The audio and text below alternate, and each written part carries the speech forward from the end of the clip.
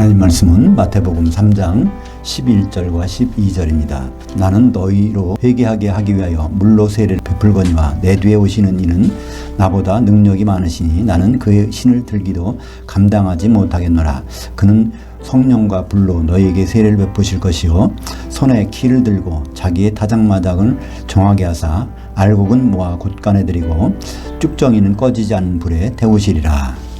오늘 말씀을 가지고 용도 폐기 물세례, 구원은 성령세례, 지옥에선 불세례라는 제목으로 은혜를 나누겠습니다.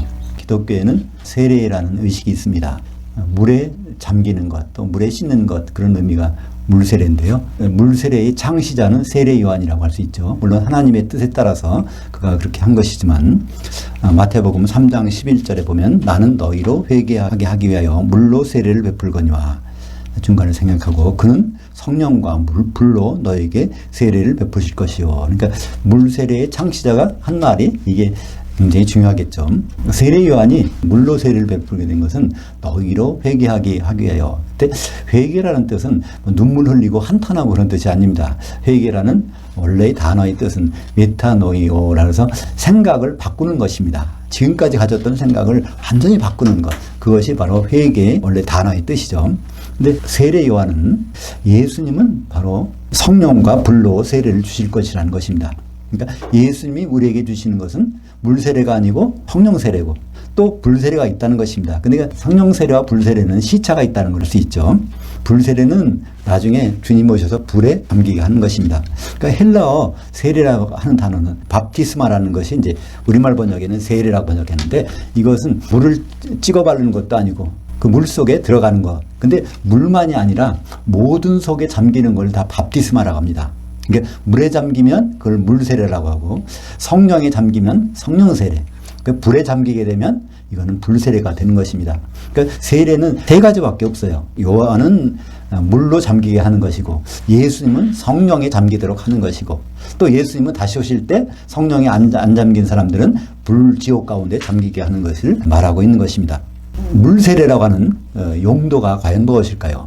그 세례 요한이 특별히 그걸 시작한 물세례 용도는 세례 요한 자신이 물세례가 어떤 용도라는 것을 설명해 주고 있습니다. 요한복음 1장 31절에 보면 내가 와서 물로 세례를 베푸는 것은 그를 이스라엘에 나타내려 함이니라 하니라.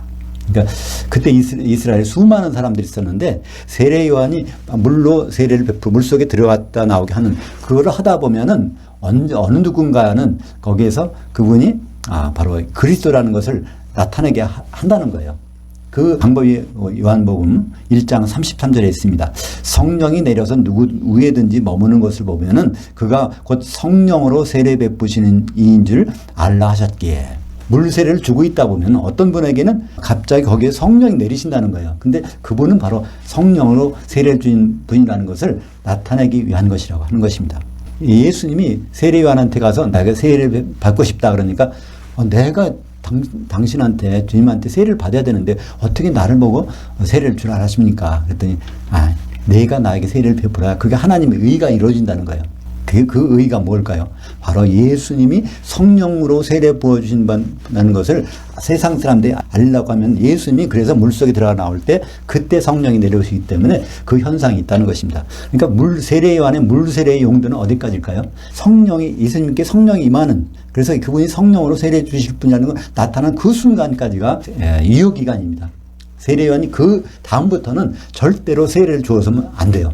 근데 세례 요한은 그 이후도 세례를 줍니다. 왜 안 될까요? 만약에 예수님께 성령이 내렸는데 그래서 그분이 성령 주시는 분인 줄 세상이 아는데 계속해서 세례 요한이 세례를 주고 있다면 우리가 먼저 봤던 예수님은 저분이 성령으로 세례 주는 분이 아닌가? 세례 요한이 계속 누굴 기다리나? 그렇기 때문에 그 예수님이 성령으로 세례 주는 그리스도이시라는 것을 사람들이 혼돈하게 하는 것이기 때문에 절대로 성령이 내리신 다음에는 물세례를 주어서는 안 되는 것입니다. 근데 세례 요한은 계속해서 요한복음 3장에 보면 그러잖아요. 세례를 줍니다. 그러니까 요한복음에 이제 세례 요한이 아직은 옥에 갇히지 아니하였더라. 그러니까 요한이 기록한 거예요. 그 장면이 참 묘합니다. 사도 요한은 세례 요한의 제자였어요. 근데 안드레와 더불어 이제 예수님께 와서 예수님의 제자가 된 사람입니다. 근데 그 사람이 요한복음을 기록하면서 계속 세례 요한이 이렇게 물로 세례 주고 있는데 저러다가는 큰 화를 당한다. 그런 얘기입니다. 아니나 다를까? 그는 이제 옥에 갇혀가지고 참수형을 당하게 되는 것이죠. 그건 순교가 아닙니다. 순교는 예수님을 위해서다가 목뱀을 당해야 되는 건데, 그럼 예수님이 하는 일을 자꾸만 미혹하면서 그러다가 결국은 정치적인 싸움에 말려 들어가서 목이 잘려지게 됩니다. 사실 세례 요한은 감옥에 갇혀가지고 그러잖아요. 제자들을 보내가지고 예수님께 말을, 당신이 그리스도입니까? 아니면 우리가 다른 일을 기다릴까요? 참 그걸 보면은 처음에 사역을 하던 세례 요한과 마지막에 죽게 될 때 세례 요한이 생각이 어떻게 바뀌었는지를 우리는 알아보게 됩니다. 그래서 예수님은 그러잖아요. 그 두 사람은 가는 그 뒷목전에도 되고, 나로 인해서 실족하지 않는 자는 복이 있도다. 그러니까 요한이 실족했다는 거예요. 내 문제 가지고. 성경에 예수님이 세례를 주셨을까요? 예수님은 물 세례를 주신 적이 없어요. 다만 성령 세례만 주셨어요. 사람들이 오해할까봐 요한은 요한복음 4장 2절에 기록합니다. 예수님은 아무에게도 물 세례를 주신 적이 없다는 거예요. 예수님이 물 세례를 주신 적도 없고 받으라고 하신 적도 없는데 우리는 물 세례를 받고 있어요. 왜 그럴까요? 착각할 때가 있죠. 왜냐하면 예수님이 마태복음 28장에 보면 19절 20절에 보면 너희는 가서 모든 족속으로 제자를 삼아 아버지와 아들과 성령의 이름으로 세례를 베푸고 내가 너에게 가르친 것을 지키도록 가르치라. 그러니까 제자로 삼아서 지키도록 가르치라. 그런 말이 있는데 거기에 물 세례라는 말은 없어요. 그 단어 자체가 세례를 준다는 말은 잠겨진다는 말이에요. 아버지와 아들과 성령의 이름 가운데 잠겨지게 해서 내 제자를 만들라는 거예요. 그러니까 성령에 잠겨지게 해서 제자를 만들라는 그 명령인데 거기에 물이 등장하게 됩니다. 참 그건 사람들이 물을 거기다 집어넣은 거죠. 물 세례를 주다가 큰 파를 당한 사람이 있어요. 그 사람이 누굽니까? 사도 베드로입니다. 베드로가 참 주님의 사역을 담당하고 있다가 갑자기 사역이 끊긴 적이 있어요. 사도행전 10장 이후로부터는 베드로가 사역에 동참하지 못합니다. 오히려 여기저기 다니다가 외식한다고 안디옥 교회 가서는 사도 바울에게 책망만 받습니다. 네가 왜 유대이면서 이방인처럼 구분하고 산다고 하면서 이방인 왔을 때 같이 먹고 그랬다가 이방인, 그러니까 예루살렘 교회 누가 온다고 막 도망가고 그러지 않습니까? 내가 왜 이렇게 외식하느냐? 그 사건, 어떤 사건인가요? 고넬료 집에 가서 말씀을 전할 때 사람들에게 성령이 내려오니까 그때 하는 말이 사도행전 10장 41절 42절입니다. 이에 베드로가 이르되 이 사람들이 우리와 같이 성령을 받았으니 누가 능히 물로 세례를 베품을 그 말이요 하고 명하여 예수 그리스도의 이름으로 세례를 베풀라 하니라. 그 성령 받은 사람한테 물 세례를 주라고 하는 겁니다. 하나님 입장에서 얼마나 딱하시겠어요. 이 베드로를 계속 사용했다가는 사람들이 계속 혼동하겠구나. 예수님이 성령으로 세례 주는 분이라는 것을 모르겠구나. 그래서 그 다음부터는 베드로는 복음 사역에서 완전히 배제가 됩니다. 마지막에 죽기 전에 깨닫게 되고 그래서 베드로전서와 후서를 기록하고 그는 죽게 됩니다. 세례는 오직 지금 세례는 성령 세례뿐입니다. 세례가 물 세례, 성령 세례, 불 세례가 있는데 왜 세례는 하나라고 할까요? 한 시대에는 받는 것은 성령 세례뿐이기 때문입니다. 세례는 아무 때나 받아도 되지. 그런 게 아닙니다. 성령 세례 받을 수 있는 기간이 있어요. 그때 못 받으면 뭘 받아요? 불세례를 받게 됩니다. 어디 가서? 지옥 가서. 사도행전 1장 5절에 보면 요한은 물로 세례를 베풀었으나 너희는 몇 날이 못되어 성령으로 세례를 받으리라 하셨느니라. 그래서 완전히 구분하셨어요. 물 세례는 요한이 주던 거야. 뭐 때문에? 예수님을 성령으로 세례 주는 분이라는 것을 세상에 드러나기 위해서 그래서 요한의 세례가 있었던 거야. 그렇지만 예수님은 결국 성령으로 세례 주는 분. 어떻게 세례 줄까요? 예수님 직접 세례 주는 분이 아니에요. 왜냐하면 예수님 당시 예수님에게는 2000년 전의 예수님에게는 성령이 세례 주실 분이 아니야. 오히려 인간으로 오셔서 성령이 그에 머물러서 일을 하시던 분이지. 그래서 예수님이 승천을 해야만이 거기 가셔야만이 보혜사 성령을 보내주게 되십니다. 그래서 예수님은 내가 가면 그를 보내니 이렇게 말씀하지 않습니까? 그 성령, 예수님 제자들에게는 언제 성령이 처음으로 내렸을까요? 사람들은 생각합니다. 요한복음 3장 5절 때문에 그래요. 너희가 물과 성령으로 거듭나지 아니하면 하나님 나라에 들어갈 자가 없느니라. 이렇게 말하니까 내가 거듭났으니까 나에게는 성령이 있지, 성령이 임했지 이런 생각을 하게 되고 그냥 성령 세례에 대해서 아무 생각 안 하는 사람도 있어요. 근데 그때 요한복음 3장 5절에서 성령으로 번역된 그 단어는 성령이 아니라 사람이 죽은 영입니다. 죽은 영도 살아나요. 그러니까 육체가 어머니 뱃속에서 양수가 터져서 물로 나오는 것뿐 아니라 아담 이후로 죽은 영이 그것도 살아나야 하나님과 교통이 이루어져서 천국, 하나님 나라, 그건 하나님의 통치라는 개념입니다. 하나님의 통치를 받게 되는 그 순간이 된다는 것입니다. 근데 그 요한복음 번역의 3장은 영의 전부가 성령으로 번역되어 있기 때문에 혼돈을 하게 되는 거죠.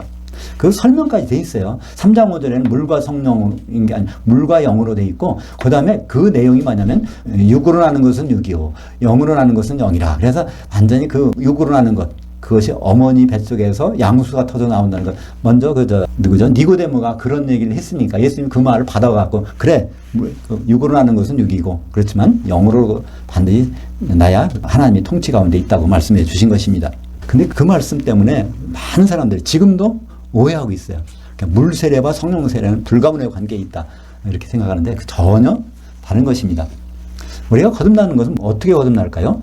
그것은 나중에 베드로가 이렇게 물 세례 때문에 큰 화를 당했던 베드로전서에서 자세히 설명해 줬어요. 베드로전서 1장 3절에 보면 우리가 거듭난 것은 아버지의 긍휼로 거듭난다고 되어 있습니다. 아버지의 긍휼. 그러니까 성령님이 오시기 전에도 많은 사람들은 믿으면 거듭나게 돼 있어요. 구약 사람들도 믿어서 거듭난 사람들입니다. 영이 살아나는 사람들이에요. 예수님이 성령을 보내주기 전에도 많은 사람들은 거듭나서 하나님의 자녀가 된 상태에 있었습니다. 그러면 성령은 진짜 언제 내리셨을까요? 오순절날, 그죠? 내가 가면 그를 보내리. 그러니까 열흘 동안 기다리니까. 제자들이 열흘 동안 합심해서 기도해서 성령을 내리셨을까요? 그렇지 않습니다. 제자들이 기도하건 마건 그건 관계없어. 약속대로. 그날 오순절날 보내주시고 됐으니까. 그때 성령은 어떻게 내렸죠? 많은 사람들은 말씀합니다. 어떻게 해요? 마가다락방에서 120명이 합심해서 기도하니까 거기에 성령이 내렸다. 처음에는 500명이 기도하다가 다 떨어져 나가고 120명이 마지막 나왔는데 거기에 성령이 내렸다. 이렇게 말합니다. 근데 이건 마가다락방에서 성령 내리실 수가 없어요. 오순절 날에는 다른 데 있다가도 반드시 어디 가야 됩니까? 하나님의 성전에 모여야 돼요. 6월절, 오순절, 장막절에는 다른 데 있다가도 마가다락방 설사 갔더라도 반드시 오순절 날에는 바로 성전에 모여야 되는 것입니다. 사도행전 2장에 보면 오순절 날 누구에게 성령이 내렸어요? 사도들에게 거기에 성령이 내렸습니다. 성전에 모여있던 사도들에게. 사도행전을 기록한 사람이 누굴까요? 누가입니다. 누가복음 맨 끝절에 보면요, 그게 24장 53절입니다. 사도들이 예수님 보내놓고 어디 가서 성전에서 늘 항상 찬송하더라. 그러니까 열흘 동안 하나님을 찬송하고 있으니까 거기 그때 오순절날 그곳에 내린 거예요. 그러니까 마가다락방에는 잠깐 지나간 거지 그 열흘 동안 어디 있던 거예요? 성전에서 기다리고 있었던 것입니다. 그러니까 성전에 거기에 성령이 내리신 것이죠. 그게 이제 첫 번째 성령 세례입니다. 그 다음에 그날 저녁에 무슨 일이 있었을까요? 베드로가 많은 사람들에게 그 사도들이 성령을 받고 방언하고 그러니까 사람들 거기에서 무슨 일인가 하고 몰려왔잖아요. 그때 그 사람들에게 설교를 합니다. 뭐라고 설교합니까? 사도행전 2장 38절. 베드로가 이르되 너희가 너희 죄를 사함을 향하여 회개하고 각각 예수 그리스도의 이름을 의지하여 세례를 받으라. 그래야면 성령을 선물로 받으리니. 이 말씀을 하니까 이 말씀을 받는 자들이, 받는다는 것은 받아들인, 그 말씀 배척하지 않고 그 말씀을 그대로 받아들인 자에게 성령이 임한 것입니다. 그들이 물세례를 받은 것일까요? 우리가 상식적으로 생각해도요, 3,000명이 물세를 받는다? 그럼 물세를 주는 사람도 3,000명이 있어야 돼. 한 사람씩 데리고 줘야 되니까. 그리고 그 물세례의 가장 필수사항은 뭐죠? 물이 있어야 돼. 그래도 흐르는 물, 흐르는 강이, 예루살렘에 흐르는 강은 없어요. 지금도 없고 그때도 없었어요. 3,000명이, 그러니까 수십만 명의 사람들 중에서 사도의 말을 받아들인 사람에게는 그 사람들에게는 성령이 임했다는 것을 말씀해 주고 있습니다.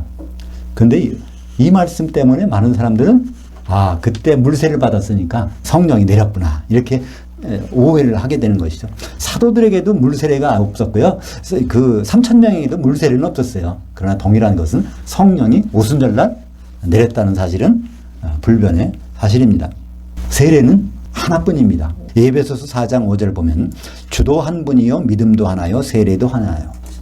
세례로 하나라는 것은 세 가지가 없다는 말이 아니라 동시대에는 한 가지 세례뿐이라는 것입니다. 세례 요한의 때에는 물세례, 예수님이 오신 밤부터는 성령 세례, 그 다음에 이제 성령 세례가 끝나면은 불세례. 그 불세례라는 것은 우리가 쉽게 생각하면 돼요. 세례라는 말 때문에 우리는 잠깐 오해하게 됩니다. 세례라는 한자를 보면 씻을 세, 예돈예입니다. 예식을 행하는 거예요. 씻는 예식이 세례 예식인데 성령 세례라든가 불세례 그건 예의식이 아니잖아요. 성령이 잠기는 거잖아요. 지옥에 가서도 불에 잠기는 거지 불에 잠기는 의식을 행하고 있습니까? 거기서 불세례 의식이 있어요. 많은 사람들이 착각하는 거예요.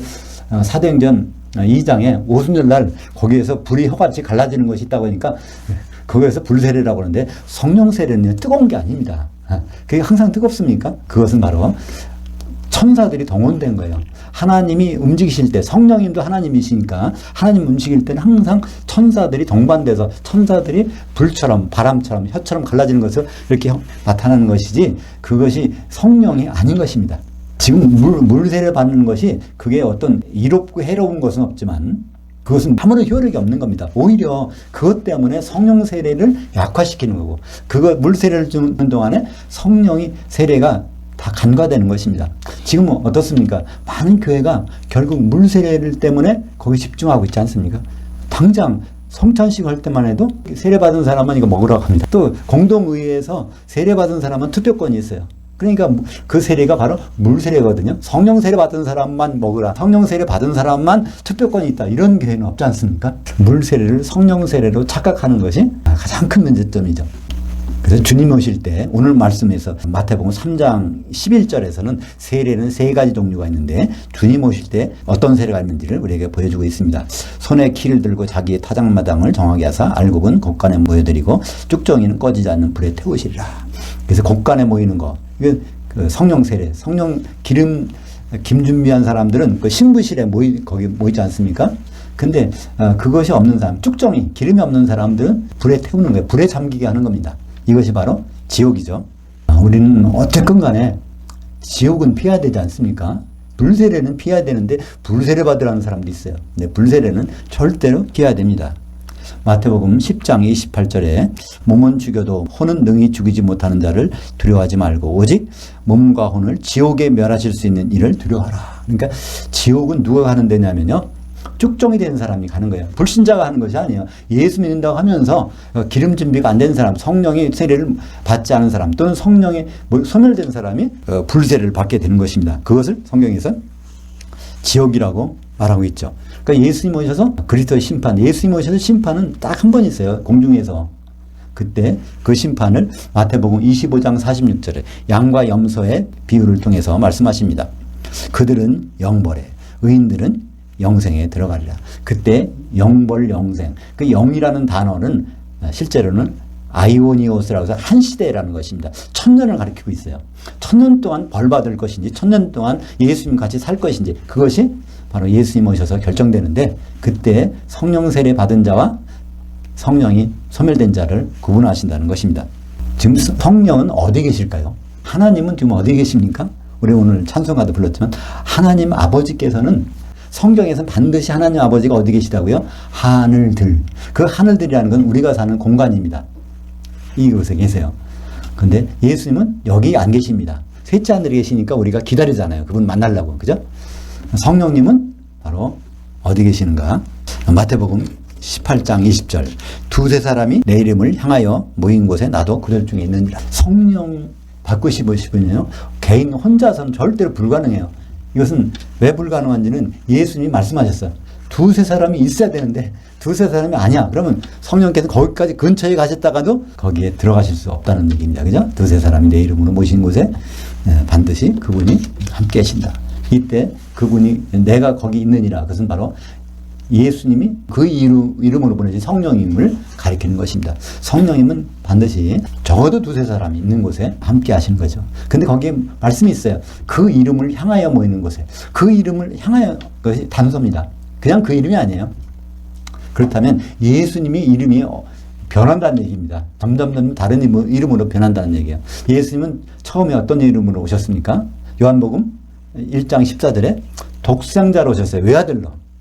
근데 그분은 다시 오실 때는 어떤 이름으로 오십니까? 히브리서 1장 6절에 맏아들을 이끌어 거주지에 다시 오게 하실 때 그때 예수님이 맏아들로 오신다는 거예요. 그때쯤이면 하나님 자녀가 많이 생겨. 하나님의 아들들이 있어. 그런 상태에서 이미 오신다는 거예요. 근데 요한계시록에 보면 예수님은 어떤 이름으로 불립니까? 어린 양으로 불려요. 신랑이신 어린 양. 그래서 요한계시록 19장 6절, 7절, 8절에 보면 어린 양이 혼인이 이르렀고 거기에 어린 양의 아내가 준비되었으니, 그래서 하나님의 통치가 이렇게 끝나느니라, 이렇게 완성되느니라, 하나님의 통치가 이루어졌도다. 그것이 요한계시록 9장에 나오지 않습니까? 그래서 요한계시록에 보면 예수님을 외아들이라고 안 불러요. 맏아들이신 분이라는 걸 한 번 불러. 1장 5절에 보면 거기에 예수님을 맏아들로 소개합니다. 요한계시록 1장 5절에는 거기 맏아들입니다.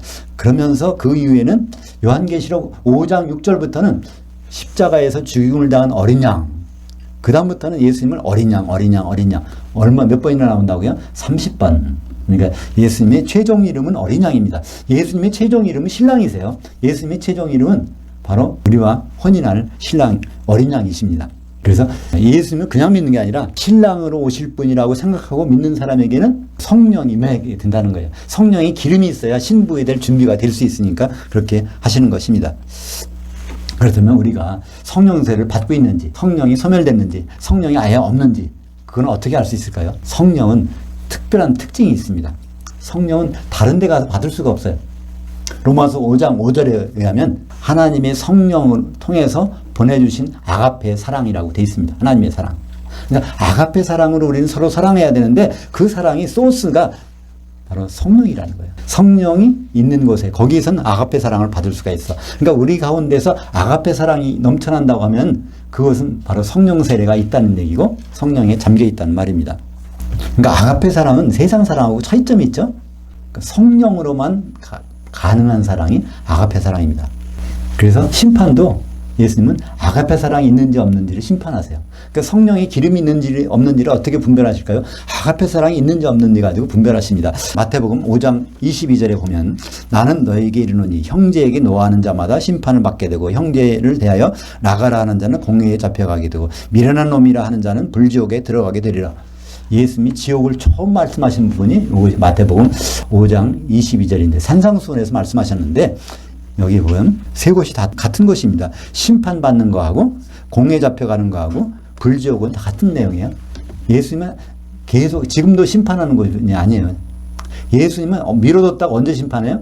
공중에서 재림하셔서 거기에 그리스도 심판, 그때 심판하는 것이 바로 마태복음 5장 22절의 내용입니다.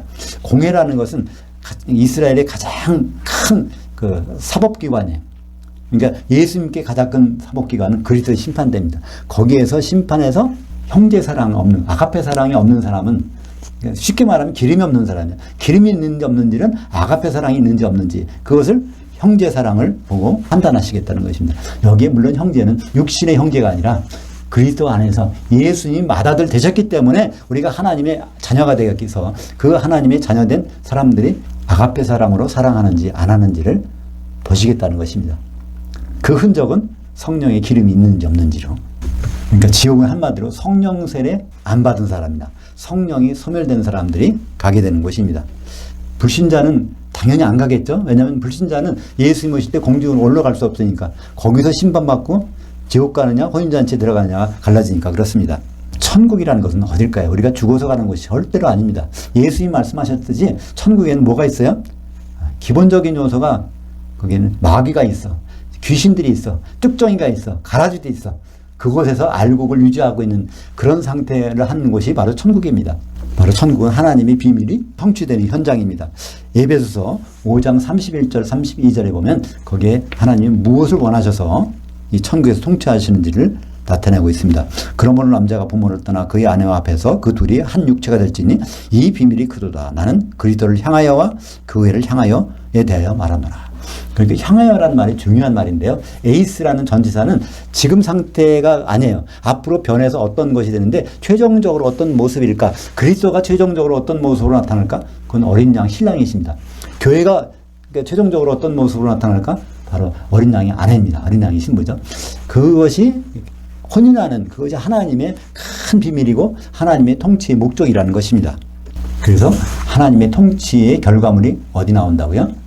요한계시록 19장 6절에 보면 전능하시니 하나님이 통치하셨도다. 7절에 보면 어린 양의 혼인이 이루어졌도다. 그래서 그 어린 양의 아내는 바로 한 세마포 옷을 입었는데 그 한 세마포 옷을 입은 한 신부가 누구라고요? 성도들의 의로움들, 성도 하나가 아니라 성도들이 성령의 기름으로 하나가 돼서 한 신부가 된 그 모습을 우리에게 보여주고 있는 것입니다. 그러니까 교회는 결국 어떤 모습으로 가야 됩니까? 결국 한 처녀로 돼야 돼요. 우리 각자가 신랑 되신 예수님의 신부가 아닙니다. 우리가 기름으로 모여질 때 그래서 한 신부가 가능한 것이죠. 교회는 그래서 한 처녀가 돼야 되는데 고린도후서 11장 2절 하반절에 보면 내가 너희를 정결한 한 처녀로 한 남편인 그리스도께 드리려고 중매했음이로다. 이게 사도 바울이 말하는 거예요. 사도들은 성도들하고 하는 일이 달라요. 사도들의 일은 중매쟁이이고 성도들은 기름 준비해서 한 신부가 되는 일입니다. 이 두 가지를 혼동하면 결론이 아주 달라지죠. 우리가 주님이 오시면 다 공중으로 휴거됩니다. 그때 어디 가죠? 마태복음 9장 15절에 예수님이 자세히 설명해 주셨어요. 신부실에 있는 하나님의 아들들, 자녀들이 신랑과 함께 있을 동안은 슬퍼할 수 있느냐? 그러나 신랑을 빼앗길 날들이 이르리니 그때는 금식할지니라. 그래서 신랑을 빼앗겨서 따로 지내는 기간이 천년입니다. 그죠? 문제가 천년 동안 지옥에 있으면 그런 날이 이른다는 거예요. 그러나 우리는 그렇게 금식할 수 없죠. 예수님과 같이 식사를 해야 됩니다. 그것은 공중에 올라가서 기름 준비된 사람들이 혼인잔치 들어가고 천년 동안 그리스도와 더불어 왕노릇하는 천년왕국인 것입니다. 예수님은 성령을 주시기로 작정하셨어요. 누구에게? 신부되기로 작정한 사람들에게죠.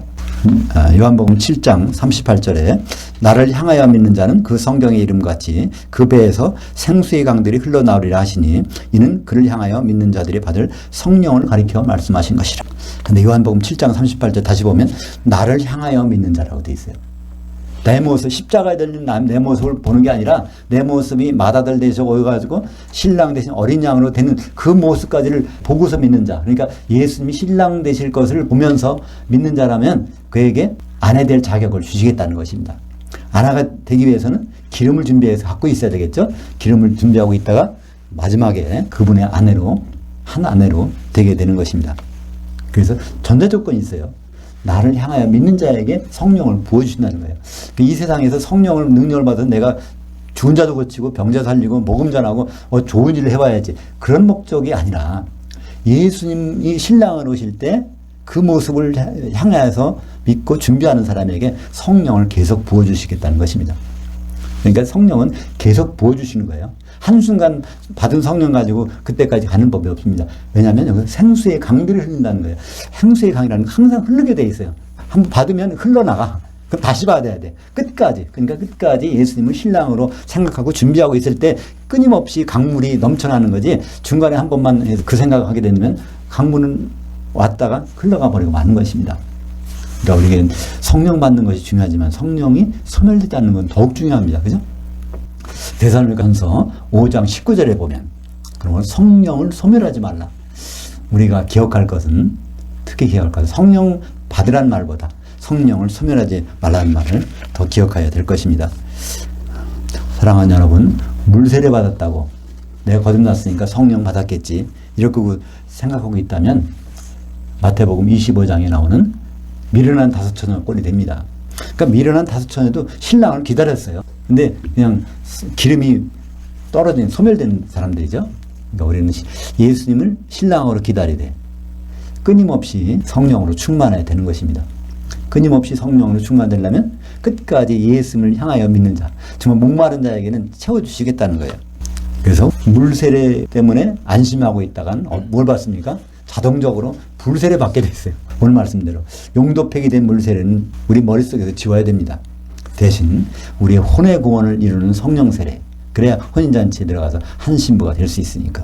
그렇지 않게 되면 지옥 가서 불세례를 받게 됩니다. 일시적으로 뜨거운 불에 이렇게 타는 것이 아니라 천년 동안 불에 잠겨져 있는 것이 바로 불세례입니다. 우리는 어떤 사람들이 되어야 될까요?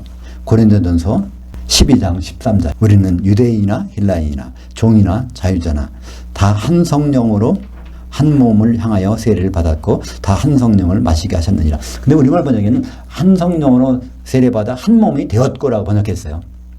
근데 우리는 한 몸이 이미 된 상태가 아닙니다. 한 몸이 되도록 그 준비하고 있는 상태예요. 한 몸은 언제 되냐면 신부실에 가서 거기에서 기름으로 한 몸이 되는 거예요. 그걸 위해서 성령 세례 가운데 있어야 되는 것입니다. 거기에 우리말 번역은 되었고라고 되어 있는데 한 몸을 위하여, 한 몸을 향하여 전치사가 거기도 에이스라는 전치사가 되어 있습니다.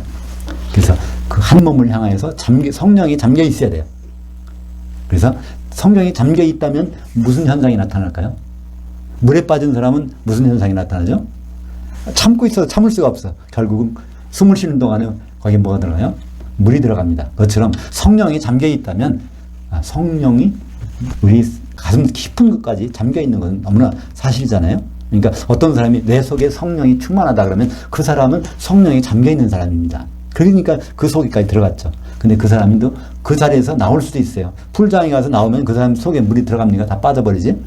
우리는 항상 성령을 마시게 돼야 되는데 성령을 마시려면 두세 사람이 예수님을 이름을 향하여 믿게 돼요. 예수님이 신랑으로 오실 것을 그것을 바라고 준비하는 사람들이 두세 사람만 모이면 거기는 성령을 그냥 물 붓듯이 부어주시겠다는 것입니다. 부활하신 주님이 제자들 향해서 한 첫 번째 명령이 뭔지 아십니까? 너희들은 물세례 받으라. 그런 말 안 하셨어요. 성령을 받으라. 요한복음 20장 22절에 보면 너희는 성령을 받으라. 크게 숨을 내쉬고 성령을 받으라 하니까 예수님이 그 자리에서 부활하셨으니까 성령을 저한테 가지고 있다가 훅 풀어서 제자들에게 성령을 주시나 보다. 성령을 주신 것이 아니에요. 거기 우리말 번역은 좀 그렇게 돼 있어. 근데 그게 아니라 예수님이 생각을 가다듬고 진심으로 말씀하시다는 뜻입니다. 그러니까 무슨 일이 있더라도 성령을 받아야 돼. 너희는 성령을 받기까지는 예루살렘을 떠나지 말라. 어떤 일도 하지 마. 전도도 하지 말고 뭐든 병 고치지 말고 어떤 사역도 하지 마. 뭘 때까지? 성령이 임할 때까지. 성령이 임하게 되면 그때부터 시작되라는 것. 그것이 바로 성령 세례가 얼마나 중요하다는 것을 알게 되는데 많은 교회에서는 아직도 학습세, 물세례 뭐 그런 데다가 신경 쓰다 보니까 아주 중요한 주님의 명령인 첫 번째 명령인 성령 세례를 우리는 무시하게 되는 것입니다. 그렇다면 우리가 날마다 점검할 수 있는 방법이 있어요. 우리가 성령이 충만한가 아닌가. 그것이 로마서 14장 17절입니다. 하나님의 나라, 하나님의 통치를 받고 있다면 그것은 먹고 마시는 것이 아니요 오직 성령 안에 있는 성령 가운데 있는 뭐가 나타난다는 거예요? 의와 평강과 희락이라. 의라는 것은 죄로부터 자유로운 겁니다. 예수님의 그 은혜를 받고 있다는 거예요. 그리고 평강이라는 것은 하나님과 연결된 거예요. 하나님과 연결된 사람한테 나타나는 현상이 평강 아닙니까? 그리고 희락, 환경에 관계없는 기쁨이 솟구쳐 올라가는 것입니다. 그죠? 그러니까 믿음의 선진들을 보면 환경 때문에 기뻐했습니까? 그게 아니죠. 그 모든 것은 성령 안에 있는 현상이 이렇게 나타나는 것입니다. 우리는 성령 세례 가운데 있을 뿐 아니라 끊임없이 성령을 마실 수 있는 그 자리에 항상 있어야 될 것입니다. 기도하겠습니다. 하나님 아버지 감사합니다. 오늘 세례 요한을 통해서 세례가 세 종류가 있다는 것을 다시 한번 확인합니다. 물세례가 있었고 지금은 성령 세례를 받아야 되고 성령 세례 받지 않으면 불세례로 들어가는 것을 기억합니다. 우리가 혼자가 아니라 두세 사람이 예수님의 이름을 향하여 믿는다고 할 때 예수님의 모습을 그리며 주님을 맞을 준비를 하고 있는 곳에 성령이 항상 임하게 계시기를 간절히 믿고 간구합니다. 예수님의 이름으로 기도합니다. 아멘.